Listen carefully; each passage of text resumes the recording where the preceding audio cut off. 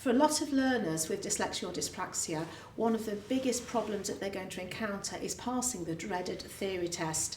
Colleen has got some really useful tips to help all learners overcome some of these issues. Colleen?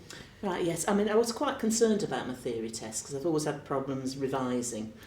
So I had quite a few strategies. I did have a little games console. I won't mention the brand because of advertising, but they did do a game which sort of replicated the questions. So I played on that for hours, and you know that was really good practice for the actual multiple choice side.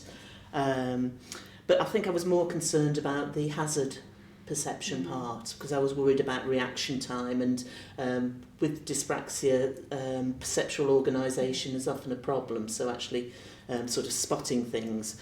But somebody actually lent me a DVD, so I knew what to expect. I was able to watch and actually have a practice at the sort of activity I'd be involved with on the hazard perception test, so that was sort of reassuring. But also, if you are dyslexic or dyspraxic, there are a couple of options that you can ask for.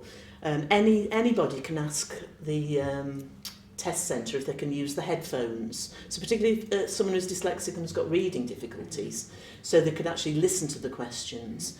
I think you have to ask in advance, but you don't have to provide any evidence for that. No, that's true, yeah. So anybody who has problems with reading for whatever reason can have that, can have it an audio questions.